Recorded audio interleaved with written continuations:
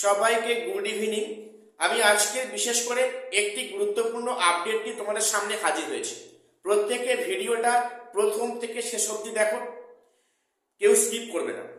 প্রথম বলে রাখি যে আজকের মহামান্য কলকাতা হাইকোর্টে একটি মামলার শুনানি হয়, যেটা কিনা এক্সপায়ারি অফ প্যানেল বিষয়। এক্সপায়ারি অফ প্যানেল বিষয়ে বিচারপতি অমৃতা সেনের ম্যামের বেঞ্চে আজ একটি গুরুত্বপূর্ণ মামলার শুনানি হয়।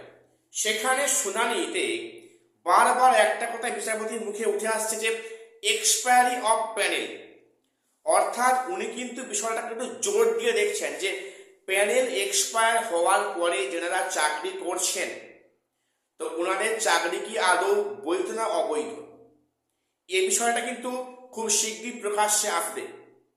তো সেখানে বিচারপতি কিন্তু খুবই কনসার্ন যে এই এক্সপায়ারি অফ প্যানেল বিষয়। তাহলে এখানে বিষয় একই বিচারপতি তো এক্সপিরিয়েন্সের 10 মার্কস নিয়ে একটা রায় দেবেন, যখন তো অবশ্যই দেবেন। তো যেহেতু 6 জানুয়ারি এক্সপিরিয়েন্সের 10 মার্কস নিয়ে সে অর্থে শুনানি ভালো রকম হয়নি বা সেরকম কোনো জাজমেন্ট আসেনি, সম্ভবত পরের ডেট পড়েছে 20 জানুয়ারি। তো সেদিনকে বা তারপরে যেদিনকেই এখানে রায় আসুক, তাহলে এক্সপিরিয়েন্সের 10 মার্কস নিয়ে যে বিচারপতি এতটাই কনসার্ন, উদ্বিগ্ন, তাহলে উনি কি এটা ভাববেন না যে এক্সপিরিয়েন্সের 10 মার্কসটা কিভাবে আসে, যেহেতু 2016 প্যানেলটাই এক্সপায়ার হয়ে গেছে, যেখানে 2016 প্যানেলটাকে বাতিল করে ডিক্লেয়ার করেছে সুপ্রিম কোর্ট।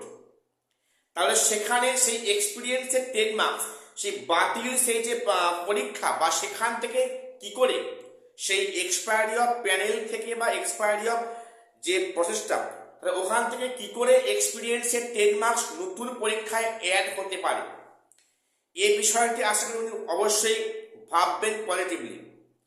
তো দেখা যাক এর পরবর্তী শুনানিতে কোনো জাজমেন্ট আসে কিনা, বা জাজমেন্ট যখন আসে তখন উনি কি প্রকাশ করেন, যে এক্সপায়ারি অফ প্যানেল বিষয়টা নিয়ে যা উদ্বিগ্নতা প্রকাশ করছেন, তাহলে সেটা কি সেখানে কি অ্যাপ্লিকেবল হবে, যে এক্সপায়ারি অফ প্যানেল বা যেখানে এক্সাম যেখানে বাতিল হয়েছে, যেখানে প্যানেলটা বাতিল হয়েছে, তাহলে সেখানে এক্সপিরিয়েন্সের মার্কস কিভাবে অ্যাড করা হতে পারে নতুন পরীক্ষার ক্ষেত্রে, এই বিষয়টা আমাদের প্রত্যেকে নজরে থাকবে। এবং আজকে বলি, আমি যেটা বারবার বলে আসছি যে আপার প্রাইমারি টেট কিন্তু এবারে এই মাসে বিজ্ঞপ্তি আসবে না, সম্ভব নয়। আমি কিন্তু কথাটা তোমাদের অনেকদিন আগে থেকেই বলে আসছি। এবং সেখানে অনেকে বলছো যে না এ মাসে কিন্তু বিজ্ঞপ্তি আসবে। দেখো এখন অব্দি যা খবর, কিন্তু আপার প্রাইমারি টেট বিজ্ঞপ্তি এ মাসে আসছে না। সেটা হতে পারে ফেব্রুয়ারি, কিংবা সেটা মার্চে কিন্তু হলেও হতে পারে। ফেব্রুয়ারি হয় ফেব্রুয়ারির মাঝামাঝি কিংবা মার্চের শুরুর থেকে কিন্তু এই আপারের বিজ্ঞপ্তি আসতে পারে। তবে সেক্ষেত্রে সম্ভবত পরীক্ষা বসে থাকে নাও হতে পারে, সেখানে ফর্ম ফিল আপটা করাতে পারে, আবার সেখানে পরীক্ষার নামমাত্র নিতেও পারে। মোটামুটি এই প্রসেসটা যেটা মনে হচ্ছে ফর্ম ফিল আপ অবধি ভোটের মধ্যে হতে পারে, এক্সাম হয়তো ভোটের পরে হতে পারে, এখন সেটা বলা মুশকিল।